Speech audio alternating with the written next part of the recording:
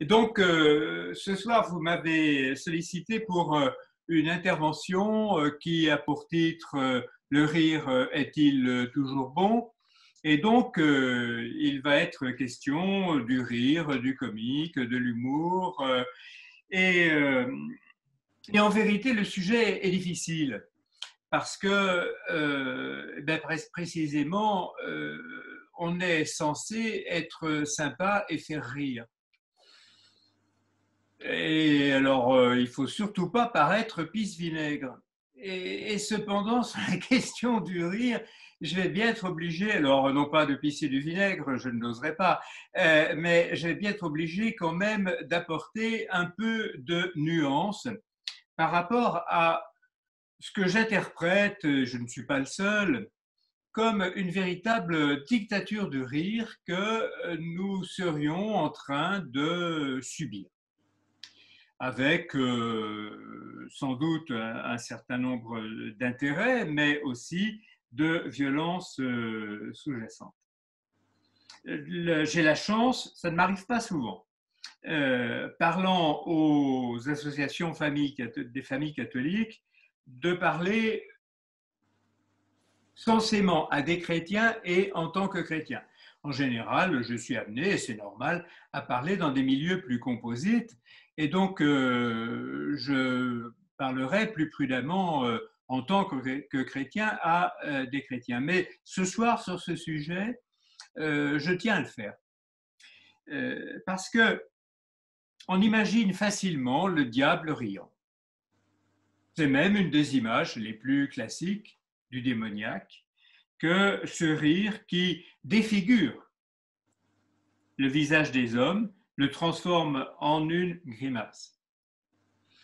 Et réciproquement, on ne peut pas imaginer le Christ riant.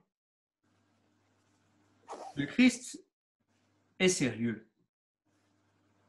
Vous vous rappelez la parole que Angèle de Foligno a entendue, ça n'est pas pour rire que je t'ai aimé.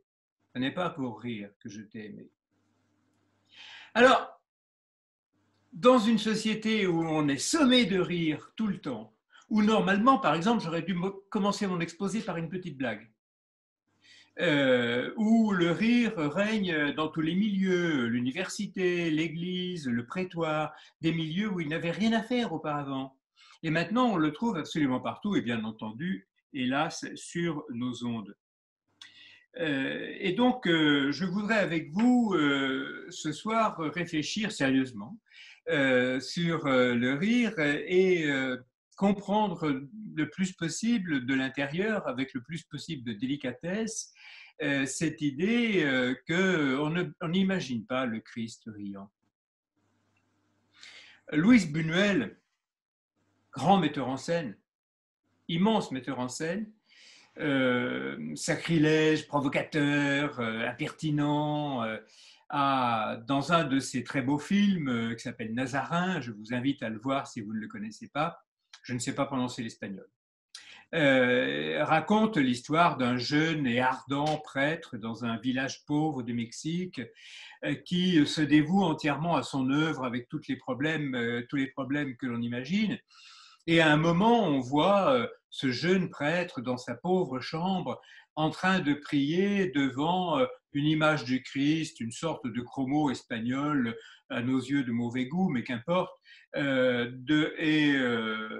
Et donc il prie avec ferveur devant cette image et tout d'un coup, l'image se met à rire. C'est insupportable. C'est vraiment même l'impression d'un sacrilège absolu et d'une angoisse absolue. Le plan est d'une cruauté insoutenable. Les évangiles nous disent que Jésus a pleuré, ils nous disent qu'il a connu la colère, qu'il a connu la peur, qu'il a connu la joie, mais on ne rapporte de lui ni rire, ni bons mots. Or, nous vivons sous la dictature du rire. Je le disais, j'aurais dû commencer par une bonne blague. Mais on imagine mal Bossuet commençant par une bonne blague. Et le héros de Houellebecq dans La carte et le territoire, s'il y a un écrivain qui connaît la grande pitié de notre monde, c'est vraiment Houellebecq. Et cette grande pitié, justement, se heurte à cette espèce de glapissement universel auquel toutes les émissions de télé, de radio se croient tenues.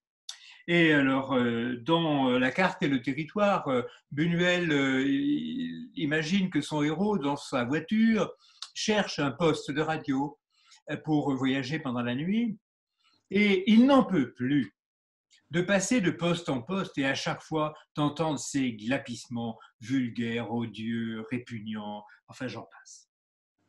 Et si bien qu'il se rabat sur Info Autoroute. Au moins, là, il y a des faits. Et donc on pense à Aragon, le grand poète, riez, gens sans amour. Riez, gens sans amour, car rire tout incline. Cette dictature du rire que vous connaissez si vous écoutez quelquefois la radio et la télé est sans doute le symptôme du nihilisme de notre temps.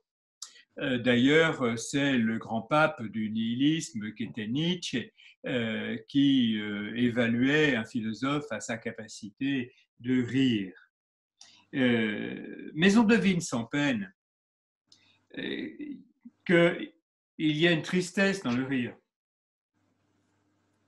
Et il faut alors entrer, et c'est ce que je vais essayer de vous proposer ce soir, il faut alors entrer dans l'intelligence de la joie et suivre cette idée. Je vous donne d'emblée ce qui serait, j'espère, la conclusion de mon développement, suivre cette idée que la joie est sérieuse. La joie est sérieuse.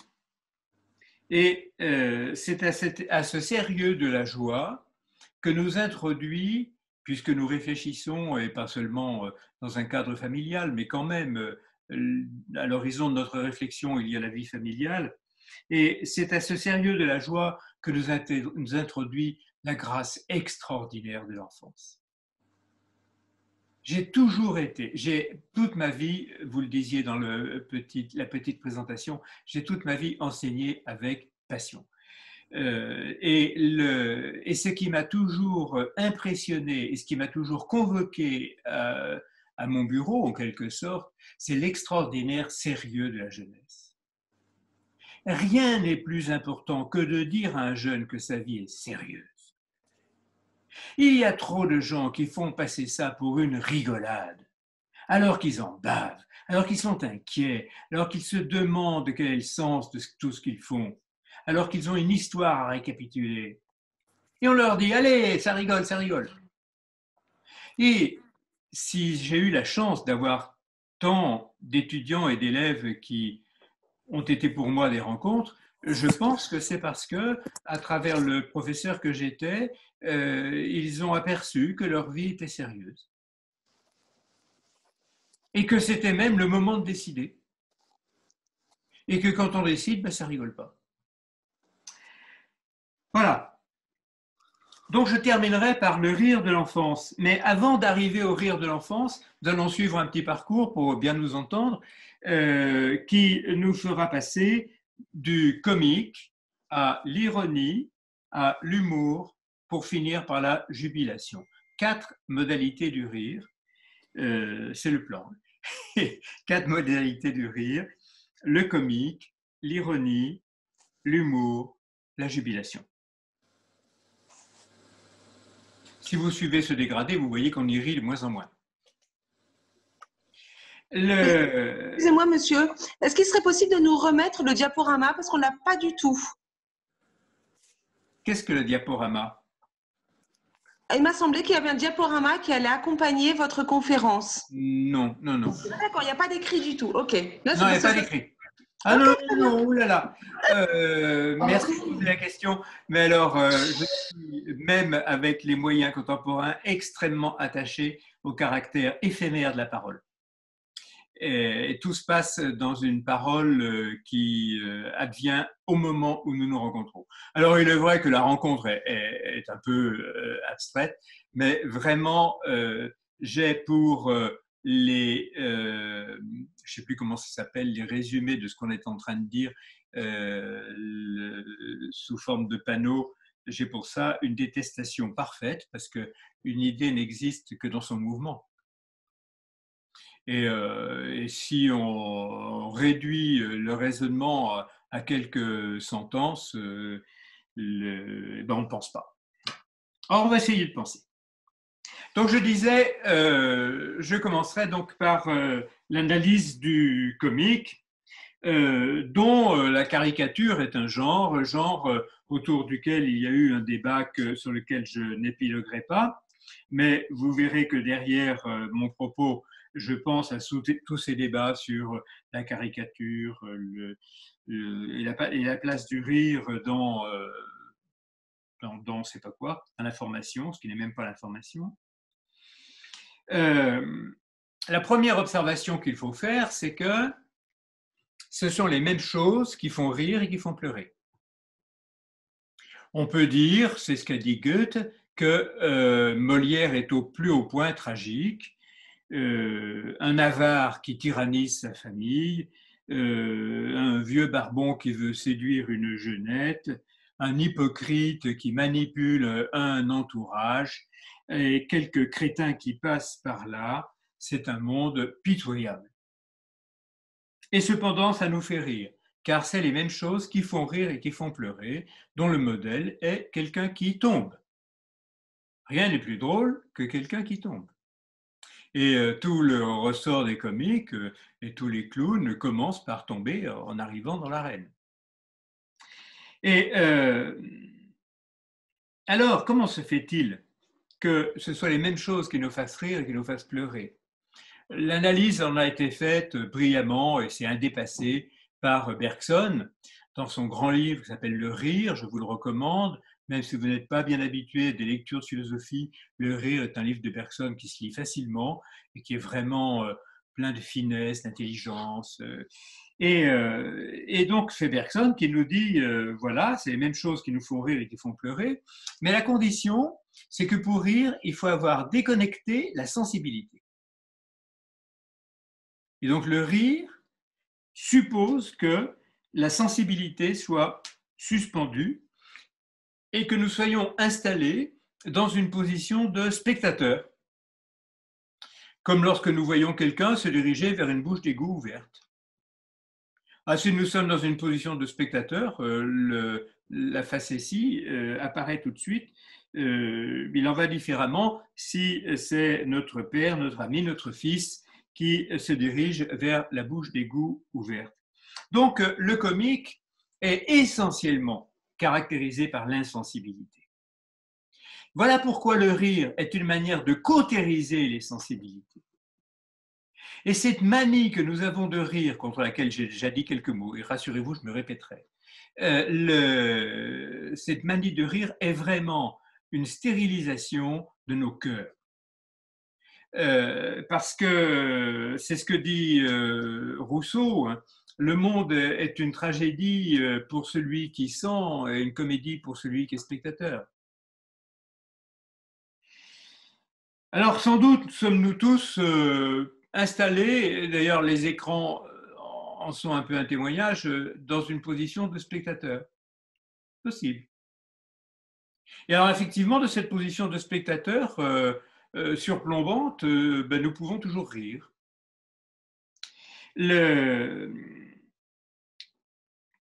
Comment Bergson, dans ses brillantes analyses, nous fait comprendre comment cette insensibilité est rendue possible.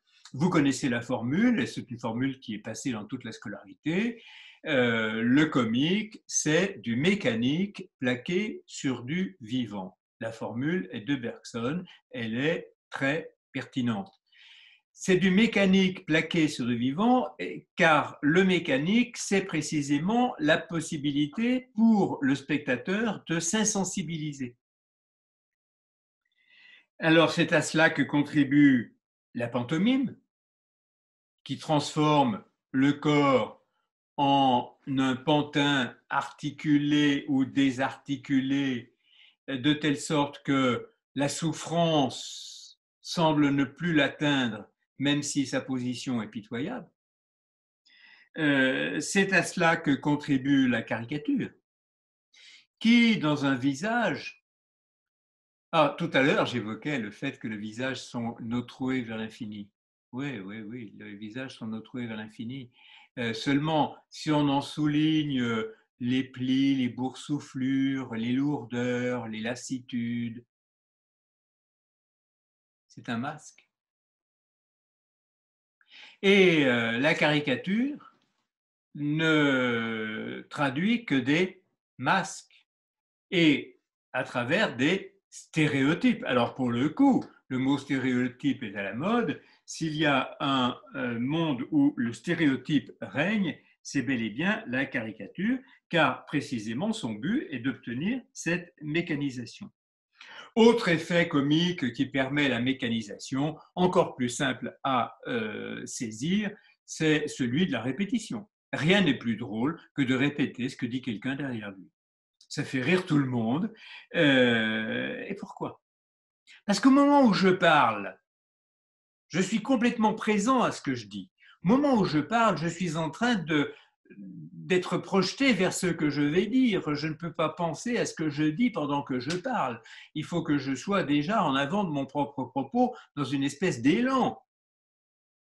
Eh bien, la répétition, elle casse l'élan. Et elle ne fait plus apparaître qu'une suite de mots qui deviennent de plus en plus vides à mesure qu'ils sont répétés. Car je vous mets au défi de répéter un mot, fourchette, lampe, chaussure, sans en voir peu à peu s'anéantir la signification. Donc voilà, le comique, c'est des mécaniques plaquées sur le vivant qui permet donc de déconnecter la sensibilité et de rire de ce qui devrait ou pourrait nous faire pleurer. On peut insister aussi, Bergson dit quelques mots là-dessus, pour ma part je les souligne et je les augmente un peu, à cause justement des débats sur la caricature. Si ça vous intéresse, il traîne sur YouTube un petit exposé de 7 minutes que j'ai fait sur la question « Peut-on rire de tout ?» et à propos de la fameuse polémique sur les caricatures. En effet, Bergson souligne qu'on ne rit pas seul. Difficilement, ça peut arriver. Que le rire a un caractère collectif. Il suppose une connivence, si bien que l'on ne peut rire qu'à l'intérieur d'un milieu donné. C'est la fameuse sentence de Pierre Desproges, on peut rire de tout, mais pas avec tout le monde. Parce que on ne peut pas rire avec tout le monde, parce que le rire suppose une complicité et suppose un même regard sur la réalité. Et voilà pourquoi le rire, dans sa nature profonde et dans son fonctionnement sociologique, est conformiste. Et c'est la raison pour laquelle, pour faire fermer leur gueule aux gens, on fait rire d'eux. Parce que le rire provoque la violence du groupe contre l'individu. Convoque la violence du groupe contre l'individu. Et quand vous avez réussi à faire rire de quelqu'un, vous l'avez, devant le groupe, pulvérisé. Contrairement à ce que l'on dit dans les manuels, on ne corrige pas les vices par le rire. On ne corrige pas les vices, c'est ce que dit Rousseau. Le rire ne corrige pas les vices, il corrige les ridicules. Et certes, le misanthrope est ridicule, mais il n'est pas vicieux. C'est tout son entourage qui est vicieux. Et on s'arrange pour faire taire le misanthrope sous des éclats de rire. Si bien que le rire est collectif et conformiste. Il renforce les préjugés. Allez, revenons à Molière, notre grand classique. Contrairement à ce que disent les manuels, Molière ne fait pas rire des grands, il fait rire des bourgeois. Pourquoi? Parce que son public, c'est le public des aristocrates, et il fait que les aristocrates rient des bourgeois, et particulièrement des bourgeois quand ils veulent devenir aristocrates. Et donc, Molière renforce les préjugés de son auditoire. Et sinon, d'ailleurs, il n'aurait pas fait recette. Et c'est la raison pour laquelle Charlie Hebdo n'a jamais corrigé personne. On n'a jamais vu quelqu'un devenir meilleur. On n'a jamais vu un musulman dire ah mais oui, je devrais peut-être quitter une attitude par trop intolérante ou que sais-je. Jamais. Mais en plus, soyons sérieux, Charlie Hebdo ne compte même pas que un musulman devienne meilleur en lisant ses caricatures. Ils s'en foutent. Car ces caricatures, elles ne sont adressées qu'à leur milieu. Et pour conforter les préjugés de leur milieu. On rit quand on est adossé aux mêmes préjugés. Si bien qu'on peut, et heureusement, rire, donc voilà, les Français rient des Belges, ce que vous voulez. Et les philosophes connaissent ça parce que il y avait dans la Grèce un éminent auteur comique assez drôle, lisez-le en traduction ou en grec si vous avez le courage, c'est difficile, qui s'appelle Aristophane. Et Aristophane, auteur comique, a entre autres brocardé de son vivant Socrate. Un philosophe, laissez-moi rire. Rien n'est plus facile que de rire d'un philosophe. Et Aristophane a fait rire la foule, 20 000, 30 000 personnes, de Socrate. Et lorsque Socrate est convoqué à son procès où il sera condamné à mort, il dit à ses juges, ce n'est pas vous qui me condamnez, c'est Aristophane. C'est-à-dire, c'est le poids de l'opinion. Et donc le comique s'adosse à l'opinion, en renforce la contrainte. Ça nous permet de passer de bons moments, mais entre nous. Et dès qu'on est sorti de cet entre-nous, eh bien, la plaisanterie dérape. Oh, c'est là qu'on parle du dérapage. D'ailleurs, les êtres sensibles, donc par là même vulnérables, sont décontenancés par le rire. C'est ce que je développerai à la fin. Ils sont même angoissés par le rire. Ainsi, moi, j'ai toujours été frappé, je dirais même bouleversé, et je le suis toujours du haut de mes ans, bouleversé par le sérieux des enfants, des petits-enfants, 4, 3, 4, 5 ans. Quel sérieux, quelle beauté du sérieux, quelle qualité de l'attention, quelle parfaite disponibilité à l'émerveillement chez les enfants et particulièrement dans les âges les plus jeunes. Si bien d'ailleurs que leurs pleurs sont bouleversants parce que les détresses sont totales pour des billevesées. Mais c'est une détresse absolument térébrante pour quelque chose qui nous paraît sans importance. Et donc, la contemplation de l'enfance, à la différence des grimaces, nous introduit dans la grandeur du sérieux, dans la perception de l'importance des situations, de l'importance des tâches qui sont les nôtres. Voilà, qu'est-ce que c'est que le sérieux ?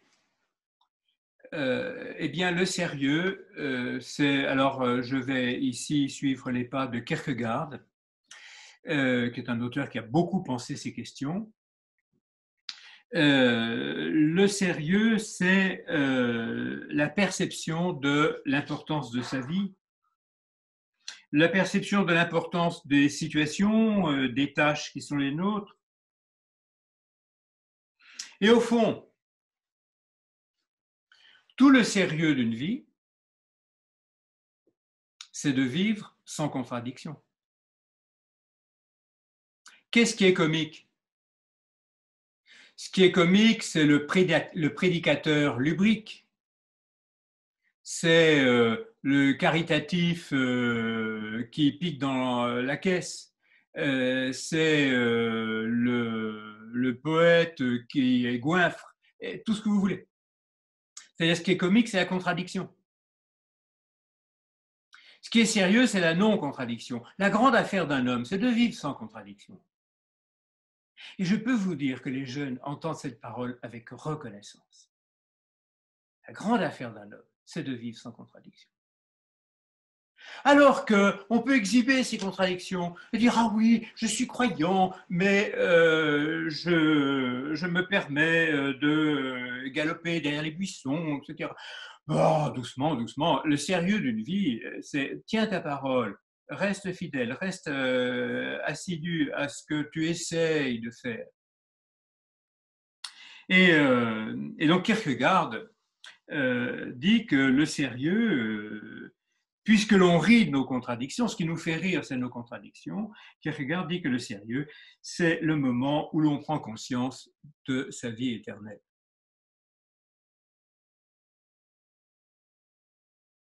As-tu pensé que ta vie a une vocation éternelle?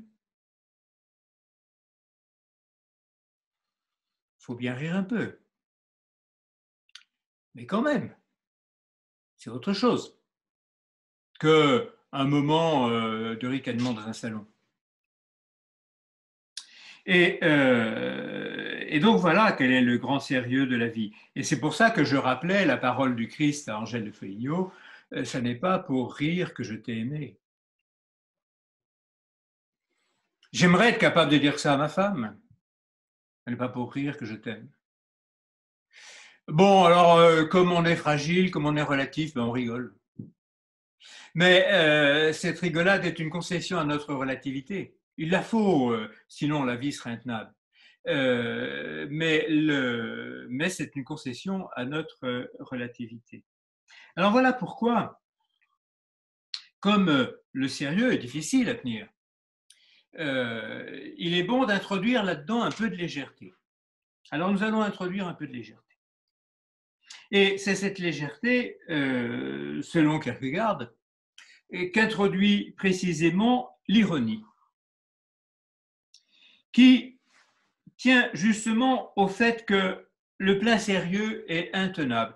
D'ailleurs, on peut être frappé du fait que les adolescents aiment beaucoup l'ironie. Les adolescents n'ont vraiment aucun sens de l'humour, hein, faut pas rigoler. Mais alors, ils aiment beaucoup l'ironie. Et ils aiment l'ironie parce que l'ironie, c'est précisément la perception du relatif comme relatif. Le fait que je t'aime peut aussi bien se dire hey, je te déteste. C'est-à-dire que l'ironie montre que les signes que nous utilisons peuvent s'inverser. Ouh, je te mangerai. Et que donc les signes que nous utilisons sont relatifs. Que le sens ne se confond pas avec les signes. Et l'ironie est la meilleure attestation que le sens ne se confond pas avec les signes. Et que donc on peut effectivement, c'est à cela que nous jouons, c'est un jeu, c'est à cela que les enfants ne jouent pas. Ils apprennent leur métier d'homme. Nous jouons. Tandis que ce que nous voyons chez l'enfant comme un jeu, c'est en fait l'apprentissage de son métier, et auquel il applique un grand sérieux. J'ai toujours été très impressionné du sérieux des enfants jouant à la dinette ou au Lego ou à que sais-je. Ça rigole pas. même parfois des grandes larmes, des grandes détresses.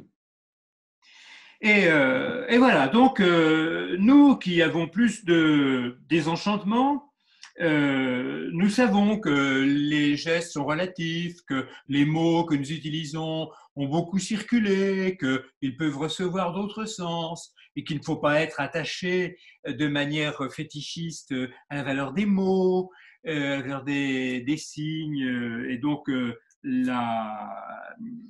l'ironie retourne les signes contre eux-mêmes. Quand je dis à ma femme « Oh, quelle jolie robe !» que voulez-vous qu'elle comprenne? Et la tâche de la compréhension du message lui est dévolue. Et donc, est-ce un message direct ou indirect? Est-ce une ironie ou une extase? C'est à elle d'en décider en quelque sorte. Donc, l'ironie, elle recherche une connivence, une complicité.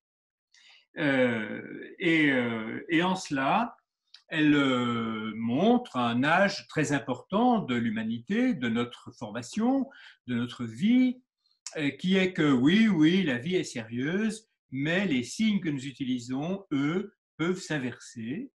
Ce n'est pas les signes eux-mêmes qui sont importants. Pourtant, notre vie ne serait rien sans ces signes.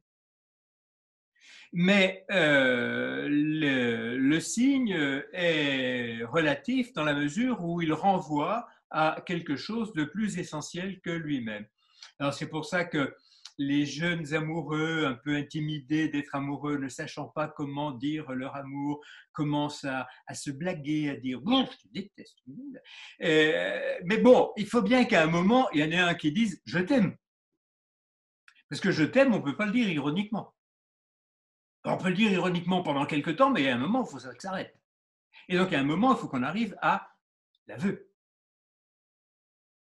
L'ironie, c'est l'aveu occulté ou retardé.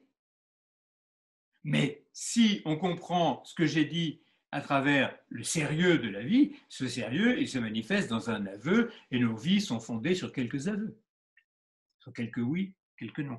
Il y a une très belle nouvelle de Kundera qui s'appelle Le jeu de l'autostop. C'est dans un livre qui s'appelle Risibles amours. Et dans Risibles amours, Kundera imagine des amoureux qui font un long voyage pour partir en vacances et en voiture, et pour se distraire au cours de ce long voyage, ils disent tiens, on va faire un jeu. On va jouer à ce que tu sois une autostoppeuse et je serai le chauffeur qui prend l'autostoppeuse. Oh ouais, rigolo, rigolo. Et donc, il joue au convoyeur et à l'autostoppeuse. Le voyage est long. Et le jeu devient terrible. Terrible. D'une cruauté incroyable. Lisez cette nouvelle, elle est magnifique, comme tout ce qu'a écrit Kundera. Et il y a bien un moment où il faut que l'adolescent tombe le masque, il y a bien un moment où il faut que l'amoureux avoue, et il y a bien un moment où il faut que l'ironie s'arrête et qu'on retrouve ce vers quoi l'ironie faisait signe de manière indirecte, qui est l'aveu. Et la nouvelle se termine de façon superbe parce que donc ça devient vraiment horrible. La jeune femme s'effondre en larmes dans une scène d'amour incroyable. Et le héros se dit, il va falloir maintenant que je convoque la compassion. Ouais. La pitié nous dit quelque chose de plus profond sur la vie que l'ironie. Bon, l'ironie nous permet de supporter la pitié. Mais au fond, ce que nous pouvons nous apporter l'un à l'autre, c'est précisément cette compassion. Donc la question à laquelle nous en sommes, c'est comment pouvons-nous penser la relativité de nos gestes, la relativité de nos mots, de nos cérémonies, mais sans dissoudre dans ce relatif ce vers quoi ce relatif précisément fait signe. Parce que ce relatif n'est relatif que dans la mesure où il fait signe vers un absolu. Et si je reste dans le labyrinthe du relatif, je ne sortirai jamais vers l'absolu. Et c'est là qu'en sont nos contemporains. Et c'est pour ça qu'on subit tous ces glapissements. Alors Kierkegaard nous dit, il y a une étape de plus. C'est celle de l'humour.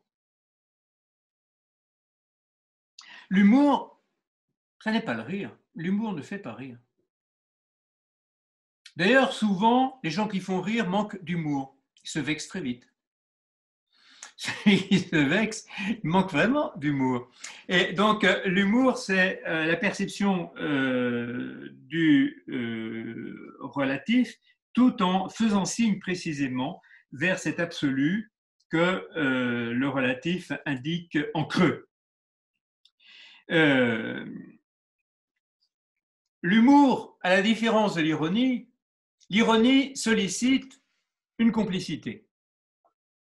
Le comique sollicite un groupe. L'ironie sollicite une amitié. L'humour concerne le sujet lui-même.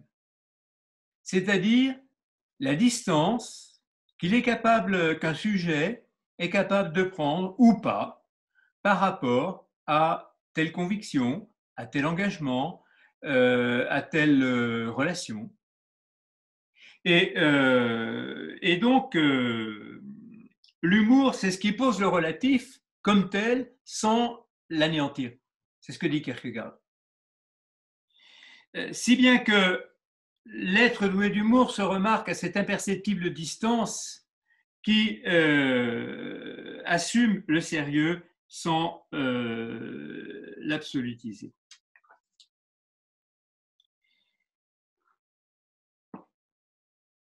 Alors, justement, cet humour, c'est ce qui nous permet, ce qui devrait nous permettre, ce qui peut nous permettre de supporter dans la patience des jours l'engagement absolu qui est le nôtre dans les relations que nous avons avec nos proches, notre entourage, les gens de notre métier, etc. Il n'est pas nécessaire de faire rire. La limite de l'homme du sérieux, c'est qu'il se confond avec son rôle. Il se confond avec sa tâche.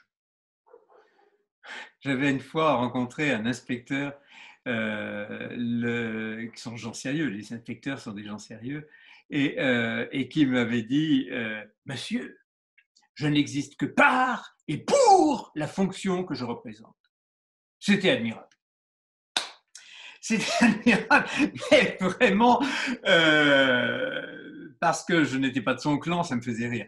Et donc, parce que précisément, le sérieux dans ce qu'il a d'engoncé, de paralysant, c'est celui qui alors perçoit le relatif comme absolu, au lieu de percevoir l'absolu dans le relatif. Voilà. Le sérieux, l'esprit de sérieux, c'est celui qui lit l'absolu dans le relatif, comme on dit, il se noie dans un verre d'eau, alors que l'humour, c'est ce qui permet de poser la relativité par rapport à l'absolu. Et donc, c'est ce qui nous conduit à repenser le sérieux. Alors, vous voyez, j'ai dit l'esprit de sérieux. Alors, c'est ce que Sartre appelle l'esprit de sérieux. L'esprit de sérieux, c'est celui qui, précisément, s'identifie à sa tâche finie, qui se noie dans un verre d'eau, qui absolutise le relatif, alors qu'il s'agit, en relativisant le relatif, de faire signe vers l'absolu. Et donc, cet esprit de ce sérieux, pardon, c'est celui qui se vit dans la jubilation. Car tout rire n'est pas grimacier. Tout rire n'est pas ce hoquet satanique qui disloque notre pantin. Il y a un rire qui est le rire de la jubilation. Et c'est précisément d'ailleurs le rire des gens sérieux. Que sont les enfants? Je reviens aux enfants. Parce que les enfants, dit Baudelaire, dans un très grand texte sur le rire, très beau texte sur le rire de Baudelaire, les enfants des Baudelaire ne comprennent pas le comique. Il en prend comme exemple cette pauvre Virginie, vous savez, la Virginie de Paul et Virginie.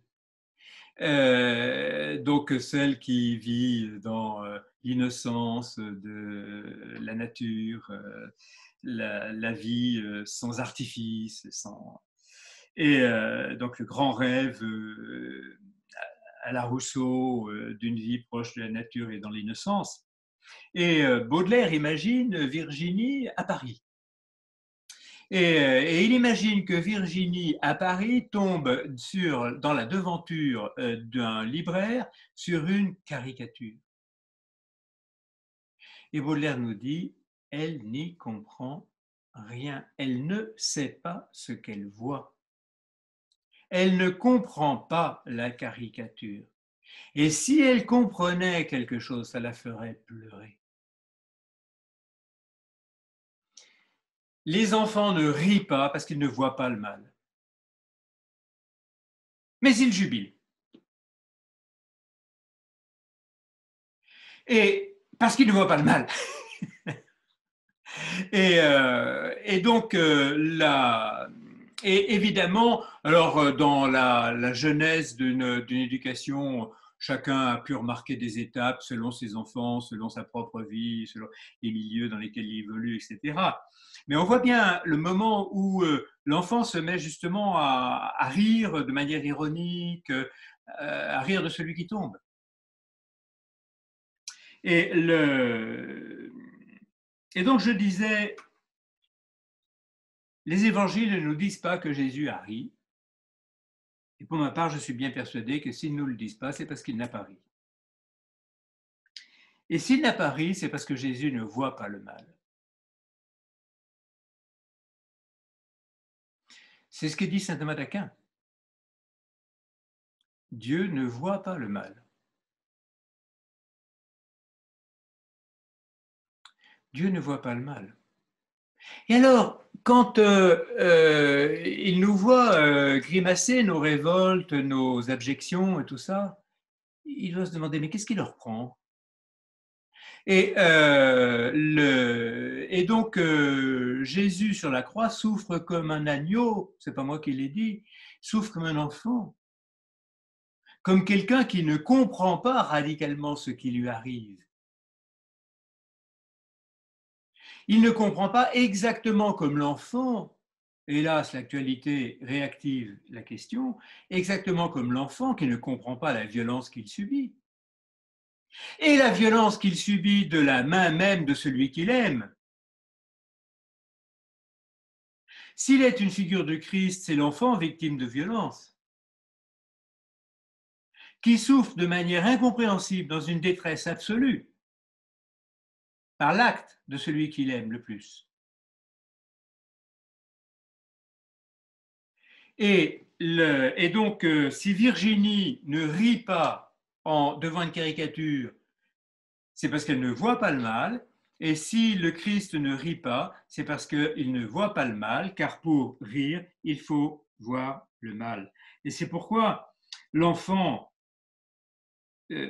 ouvre des yeux étonnés devant la cruauté. L'actualité ramène, c'est heureux ou malheureux, je n'en sais rien, les questions d'inceste. Il se trouve que dans ma vie, j'ai été amené à travailler sur ces questions. J'ai travaillé pendant 2 ans, ça a été les 2 ans les pires de ma vie. Un enfant ne comprend pas ce qui lui arrive. Il ne peut pas le comprendre. Et vraiment, c'est l'image du Christ. Et là, s'imaginer que ça rigole, non, non, non, non, c'est insupportable. C'est une détresse qui broie la personne. Voilà. D'ailleurs, le vrai ne nous fait pas rire. Le faux, le toc. Le beau ne nous fait pas rire. Le bien ne nous fait pas rire. Le vrai, ni le beau, ni le bien ne nous font rire. Ça pose une question d'ailleurs, mais que je ne suis pas capable de traiter, de savoir si une œuvre comique peut être belle. J'ai un peu de peine à le dire, mais peut-être que quelques-uns d'entre vous m'aideront. J'ai un peu de peine à dire qu'une œuvre comique puisse être belle. C'est autre chose que la beauté. Parce que justement, dans la beauté, il y a cette ouverture à ce qui nous dépasse, cette convocation à un sens vers lequel nous sommes conduits. Et Baudelaire le dit, il n'y a pas de rire au paradis terrestre, mais il y a de la joie. Le rire est sans joie, le rire est triste. Et donc, alors c'est un peu amusant, enfin bon, il faut bien s'amuser, mais vous voyez que je contredis mon propos, que maintenant que les chrétiens sont sommés d'être joyeux, ils seront obligés de rire. C'est lourd.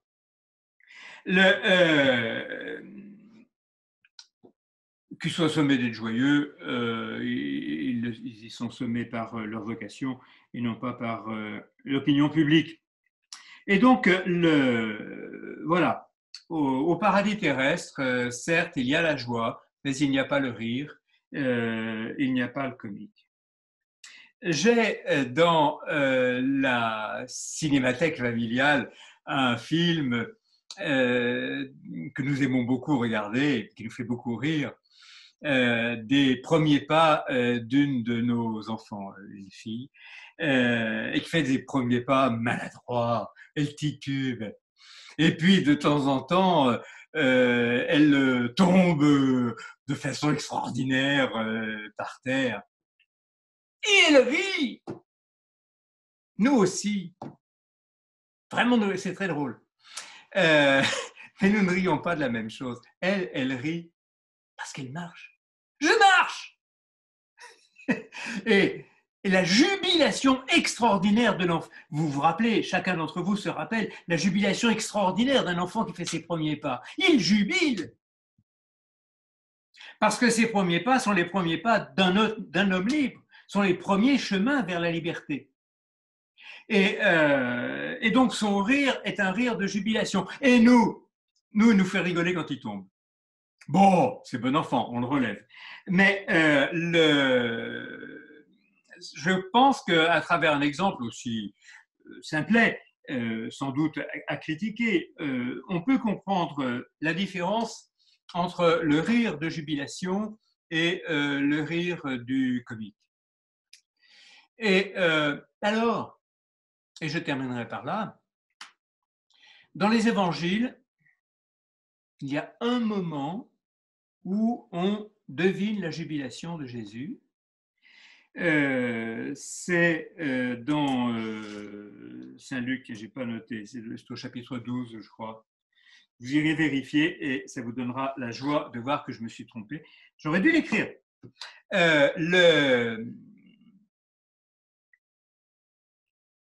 Puisque on rencontre ce moment de jubilation, et c'est précisément devant la grâce qui est faite au tout petit. Le Christ jubile et devant la grâce qui est faite au tout petit. Alors il exulta par l'Esprit Saint et dit, sois loué, Père, Seigneur du ciel et de la terre, tu as caché cela aux sages et aux prudents et tu l'as révélé aux enfants. Népioi. Népioi, c'est les enfants en bas âge. C'est même pas le païs, l'enfant qui commence à se dégourdir un peu. Non, c'est le népios, c'est l'enfant en bas âge. Et donc, le mystère de la joie, c'est le mystère de l'enfance. Cette enfance, elle est encore présente en nous, heureusement. Elle est même, au fond, ce qu'il y a de plus présent en nous. Et ce qui réapparaît en nous, c'est vrai, dans des moments de jubilation, mais qui ne sont précisément pas à confondre avec les moments du rire qui font derrière le visage apparaître la grimace. Voilà le parcours que je voulais suivre avec vous pour un sujet qui était censé aussi être plaisant. J'avoue que ma démarche est sans doute un peu sérieuse, mais j'ai fait comprendre pourquoi. Et je crois que si éducateur, enfin je ne crois pas, j'en suis absolument sûr, et c'est ce que j'ai vécu toute ma vie. Je peux le dire maintenant que je suis un homme âgé, l'éducateur, ce que nous avons à apporter à un jeune, c'est de lui dire ta vie est sérieuse. Et à ce mot, il jubilera. Je vous remercie.